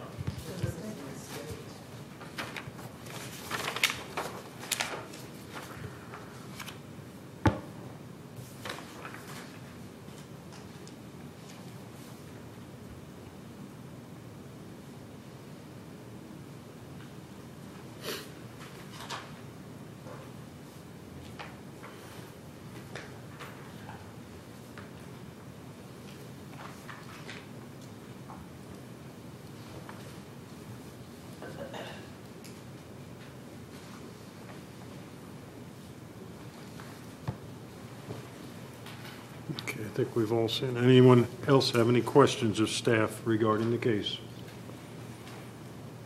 Hearing none, who would like to make a motion? Okay, Pat. I move that the board issue the following findings of fact in case number 17-121 relating to the defendant Beulah M. Posley, Bethel Estate, tax ID number 2200887. The defendant was properly notified of the violations as alleged in the complaint. The defendant is the owner of or in possession of the real property located at Gilbert Street, Titusville, Florida. The defendant is in violation of the following provisions of the Code of Ordinance of the City of Titusville, Sections 13-26 overgrowth and Section 12-23 junk and debris. Second. Motion by Pat, seconded by Ed. Any discussion? Roll call vote, please. Member Ozon? Yes. Member Beckles? Yes. Member Grant? Yes. Member Moniz? Yes. Vice Chairman Bell? Yes. Member Richardson? Yes. Chairman Cunningham? Yes, motion carries. Next motion, Pat. I move that the board issues order correct relating to the defendant Beulah M. Posley, Bethel Estate, tax ID number 2200887. Adjudging the defendant to be in violation of the section of the Code of Ordinances of the City of Titusville as determined in the findings of fact, giving the defendant until 9 a.m. on September 11, 2017 to correct the violation to the written satisfaction of the Code Enforcement Officer or to appear before this board at City Hall, Titusville, Florida on September 11, 2017 to show cause why the violations have not been corrected and why this board should not proceed to impose a fine for the violation. The defendant is ordered to pay $339.82, which represents the cost incurred by the City of Titusville to bring this case before the board. Second. Motion by Pat, seconded by Ed. Any discussion? Roll call vote, please. Member Beckles? Yes. Member Ozon? Yes. Member Moniz? Yes. Vice Chairman Bell? Yes. Member Richardson? Yes. Member Grant? Yes. Chairman Cunningham? Yes, motion carries. Next case up is number 17-123 for the property located at 4455 Carlisle Avenue. The city wishes to withdraw this case due to compliance.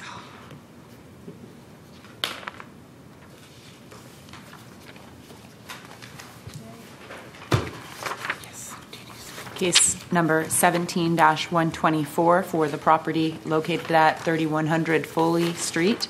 The city wishes to withdraw this case due to compliance. Case number 17-126 for the property located at 514 Delaspine Avenue. The city wishes to withdraw this case due to compliance. Case number 17-28 for 1517 Elm Terrace. The city wishes to continue for 1 month. So moved. Motion by Pat, second. Second. Second by Joe. Any discussion? Why are we continuing it? The property at 1517 Elm Terrace has a fence that received a permit. However, the permit has conditions that are not complied with. We're giving the owner 1 month to determine her next course of action. She's going to take it down, fix it, get a variance, or otherwise. Got it.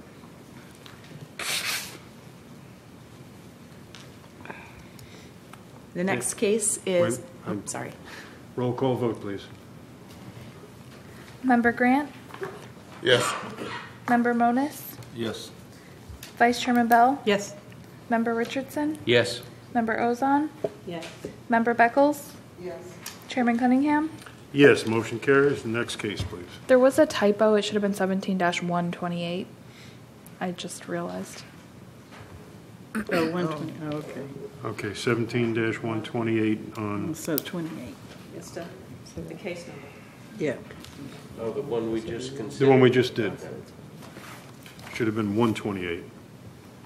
Oops.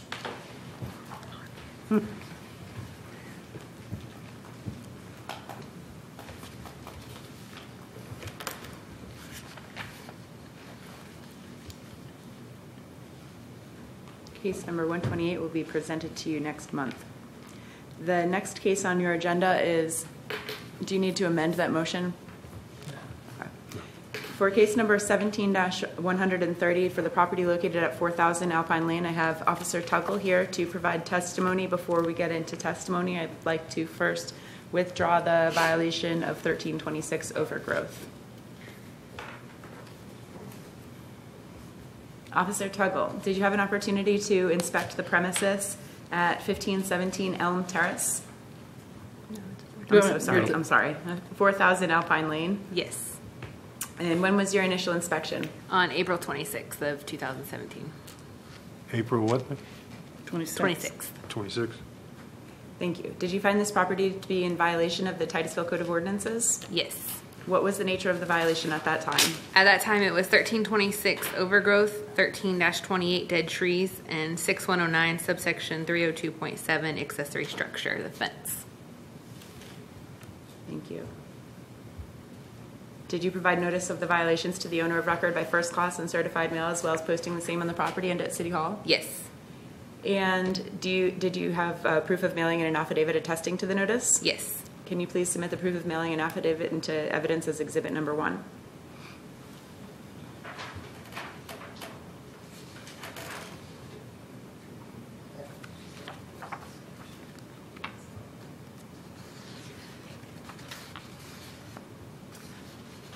And did you re-inspect the premises to determine if the property was in compliance with the violations as cited?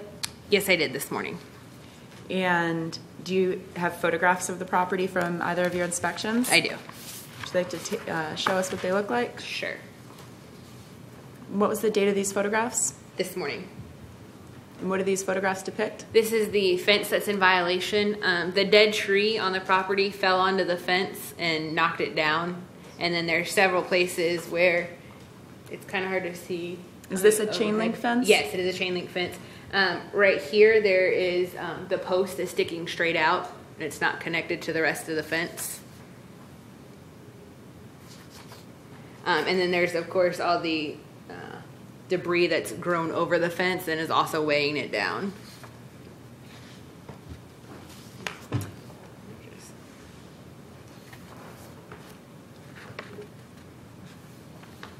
You can see where there's just random poles sticking out. That's not considered overgrowth?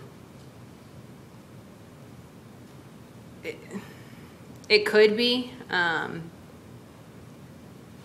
kind of just took it as almost like a shrub. Well, that's that's lantana right there. Yeah, that's lantana there. We know that. The reason I was asking because I heard that overgrowth had been withdrawn. Yeah, that was originally, that violation was for the grass. The grass was pretty high, and they've since mowed it. Okay. And they did cut down most of the tree. The portion that had fallen off, it basically split in half. Well, and they took that down. That's not even listed here. Yeah, because they took care of that. Okay. And you can see this portion of it is just leaning over. So the fence is the accessory structure? Yes. Mm-hmm. So is that a total of 10 photos? Yes. Can you please submit the photos into evidence as exhibit number 2? Yeah, I think the board's going to take a couple minutes to look at them. Absolutely. It's not extremely clear Sure. on the overhead.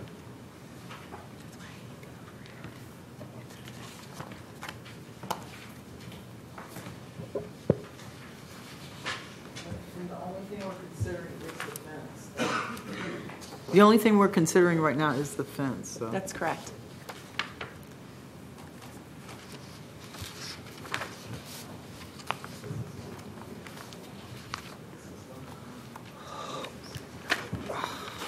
I know the board is going to be looking at these photographs. I'd like to enter another piece of evidence. Based upon your inspection, did you file a complaint? Yes. And did you issue a copy of the complaint and a notice of this hearing to the owner of record by first-class certified mail posting the same on the property and at City Hall? Yes. And do you have an affidavit as to this notice? I do. Please place the proof of notice and affidavit into evidence as exhibit number 3.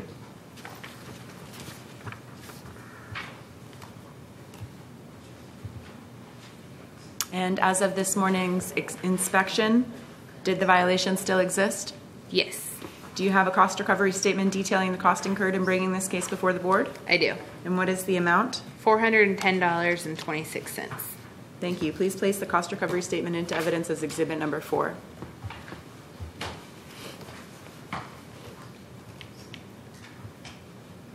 One more question. Have you had any communication with the owner of the property? No, I have not.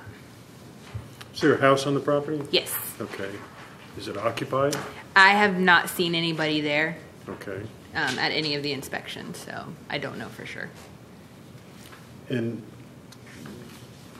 it started back in April 26th, and we're now into August. What's the delay? Because they had cut down the tree and they had mowed the grass and were maintaining the grass, so I was You were giving just them some waiting to time. see if Yes. they would get the next thing done? Okay. So you'd say progress has been made? Has been made, yes. But the tree they cut down probably about a month or so ago, and it hasn't been. They haven't done anything since then. But has there been any progress specific to the fence? No. Looks like poison ivy. Well, go just try it out and see. Are they aware that the accessory structure? I have no idea. I don't even know what it looks like. Thank you. Are they aware that the accessory structure is in regards to the fence not being I've never connected seen it up? grow like that. Yes, on the original notice, below where the violation is listed, there's a spot for a recommendation, and I wrote in that spot that the fence needs to be repaired or replaced. Okay, thank you. You say the tree, whoops, my bad. You say the fence was damaged by the tree when it was cut down? Before it was cut down, the tree basically split in half, and so that the section that fell onto the fence.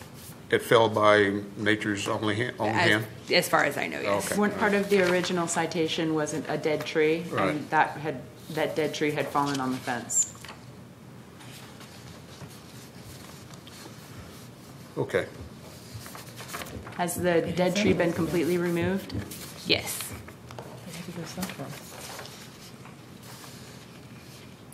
And no overgrowth?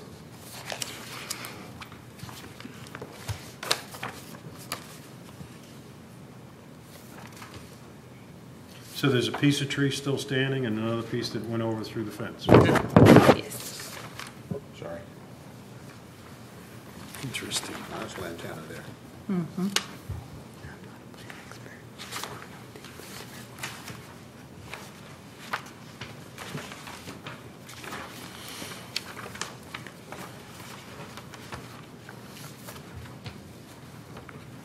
The house looks empty.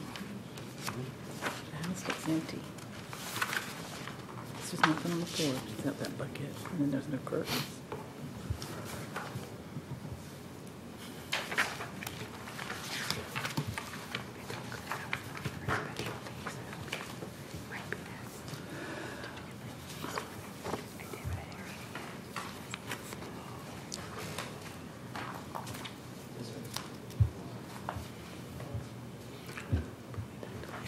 One thing for the board members too, because of the time frame that's involved here, there seemed to be some questions as to whether they would recognize that they still had a problem. If you look at the date of the notice they just received that this meeting was occurring, it would be obvious that the city still had a problem as of them scheduling this meeting and a hearing in front of the board. Again, I look toward the audience and there's nobody there.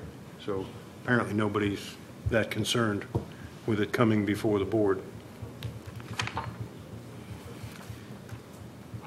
And again, the house is not occupied according to the testimony, but they're obviously receiving something because they corrected everything except the fence. Would be my guess at this point. The record address for the owner is in California. This is like the one out in Hickory Hills that took X many months. Remember? Forever to get with the down, trees forever. falling down and all that kind of stuff. Yeah. They were in California too. When was the notice of the meeting mailed? On July 10th. And then it's also posted on the property 10 days before. So whoever's been mowing the grass and that kind of would have seen it. Okay, any questions? Thank you, Officer Tuggle. What would the board like to do with this one? I'll make a motion. Okay, Pat. I move that the board issue the following findings of fact in case number 17-130 relating to the defendant Lloyd Nguyen. The defendant was properly notified of the violations as alleged in the complaint. The defendant is the owner of or in possession of the real property located at 4000 Alpine Lane, Titusville, Florida. The defendant is in violation of the following provisions of the Code of Ordinances of the City of Titusville. Section 6-109, property maintenance. Subsection 302.7, accessory structures, the fence. Second. Motion by Pat, seconded by Gina. Any discussion? Roll call vote, please. Member Monis? Yes. Vice Chairman Bell? Yes. Member Richardson? Yes. Member Grant? Yes. Member Beckles? Yes. Member Ozon? Yes. Chairman Cunningham? Yes, motion carries. Next motion. I move that the board issue its order correct relating to the defendant, Lloyd Nguyen, adjudging that defendant to be in violation of the section of the Code of Ordinances of the City of Titusville as determined in the findings of fact, giving the defendant until 9 a.m. on September 11, 2017 to correct the violations to the written satisfaction of the code enforcement officer or to appear before this board at City Hall, Titusville, Florida on September 11, 2017 to show cause why the violations have not been corrected and why this board should not proceed to impose a fine for the violation. The defendant is ordered to pay $410.26, which represents the cost incurred by the City of Titusville to bring this case before the board. Second. Motion by Pat, seconded by Gina. Any discussion? Roll call vote, please. Vice Chairman Bell? Yes. Member Richardson? Yes. Member Ozon? Yes. Member Beckles? Yes. Member Grant? Yes. Member Monis? Yes. Chairman Cunningham? Yes, motion carries. Next case. The next case for case number 17-131 is located at 3590 South Park Avenue. The city wishes to withdraw this case due to compliance. And again, for case number 17-132, for the property located at 165 Beverly Street, the city wishes to withdraw this case due to compliance, which concludes new business. Can I ask you a question on this last one? Haven't we seen this one before? I'm sorry, I don't have a record of whether or not we have in front of me. Officer Tullis? Maybe I'm not not at this sure. location, but I know the name. I can look into it and get back to you. That's all right, as long as it's got compliance. I don't know. Thank you.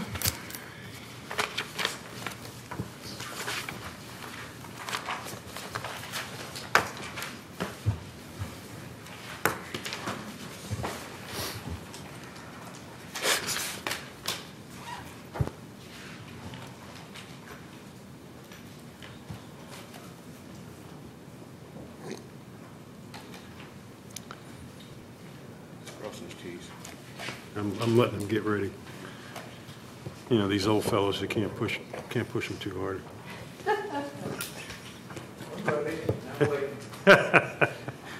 Board Attorney's report. None. Oh, gosh. He was waiting for that one. City Attorney. No report. Code Enforcement Manager's report. Well, I was trying to find out so I can answer Pat's question if we've had a report. Oh, okay. That's okay. Go to the chairman's report. We'll go to Chairman's report. Huh? That's my report. not That's that. your report? Okay. Everyone have an opportunity to look at the monthly report? Any questions, any comments? Board members, any reports? Then we stand adjourned. Thank you all for a great meeting. Oh, wait a minute. I may not be here next month. I will call into You the want to see office. that grandbaby that's going to be a year old before you get there? I will call in and let you know. I'm just. All righty. I'm not here. I thought. And Like a plan. are we going to add that item regarding the utilities, fees, and all that Yeah, we did with Ashley. to the agenda? Yes. Okay. Yeah, I said to put that on the agenda.